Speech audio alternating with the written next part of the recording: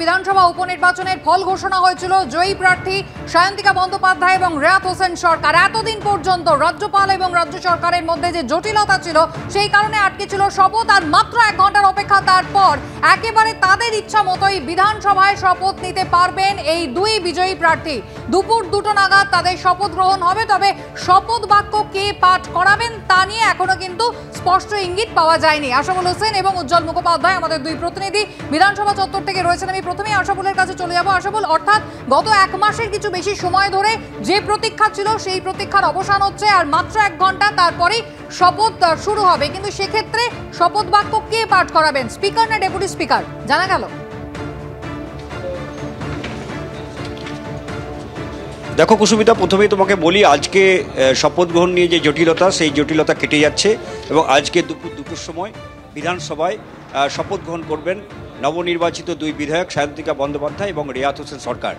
কিন্তু শপথ গ্রহণ কে করাবেন সে ব্যাপারে চূড়ান্ত সিদ্ধান্ত নেবেন অধ্যক্ষ বিমান বন্দ্যোপাধ্যায়। তুমি জানো, গতকালই রাজভবন থেকে জানানো হয়েছে যে ডেপুটি স্পিকারকে দায়িত্ব দেওয়া হয়েছে এই নবনির্বাচিত বিধায়কদের শপথ গ্রহণ করানোর জন্য। কিন্তু কালকেই আমাদের ডেপুটি স্পিকার জানিয়েছিলেন যে তিনি এই শপথ গ্রহণ করাতে অপরাগ, কারণ যেহেতু বিধানসভায় খোদ অধ্যক্ষ উপস্থিত রয়েছেন, সেক্ষেত্রে তার উপস্থিতি থাকা সত্ত্বেও উপাধ্যক্ষ যদি শপথ গ্রহণ করায় সেটা তার পক্ষে অসম্মানজনক হবে। ফলে মনে করা হচ্ছে যে স্পিকার এ ব্যাপারে চূড়ান্ত সিদ্ধান্ত নেবেন। তিনি যদি ডেপুটি স্পিকারকে অনুরোধ করেন যে ডেপুটি স্পিকারই শপথ গ্রহণ করান, সেক্ষেত্রে স্পিকারের অনুরোধ মেনে ডেপুটি স্পিকার তিনি শপথ বাক্য পাঠ করাতে পারেন।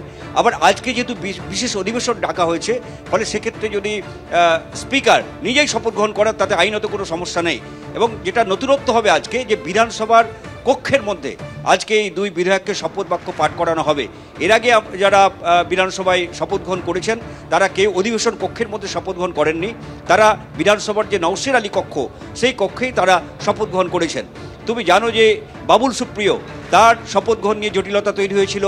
প্রথমে সেই সময়কার রাজ্যপাল জগদীপ ধনকর তিনি ডেপুটি স্পিকারকে তিনি বলেছিলেন শপথ গ্রহণ করানোর জন্য, তখন ডেপুটি স্পিকার রাজি ছিলেন না।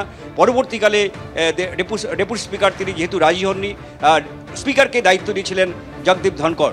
পাশাপাশি মুখ্যমন্ত্রীর শপথ গ্রহণ এই বিধানসভাতে হয়েছিল এবং রাজ্যপাল করিয়েছিলেন তিনি এই বিধানসভায় এসে।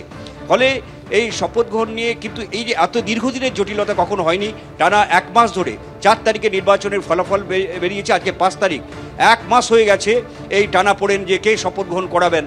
বারবারই যেটা সায়ন্তিকা বন্দ্যোপাধ্যায়, রিয়াত হোসেন সরকারটা বলছিলেন যে তারা চান যে গণতন্ত্রের মন্দির হচ্ছে বিধানসভা, সেই বিধানসভাতেই তারা শপথ বাক্য পাঠ করতে চান এবং রাজ্যপাল এসে তাদের এখানে শপথ বাক্য পাঠ করান, অথবা স্পিকারকে তিনি একেবারে আশাবল সেই প্রশ্নে রাজ্যপাল রাজি হননি। তারপরে দীর্ঘ 1 মাসের টানা পড়েন অবশেষে আজ শপথ বাক্য পাঠ করতে চলেছেন সায়ন্তিকা বন্দ্যোপাধ্যায় এবং রেয়াত হোসেন সরকার। তবে কে শপথ করাবেন, পাঠ করাবেন শপথ বাক্য সায়ন্তিকা বন্দ্যোপাধ্যায় এবং রেয়াত হোসেন সরকারকে, স্পিকার না ডেপুটি স্পিকার, সে বিষয়ে এখনো সিদ্ধান্ত হয়নি।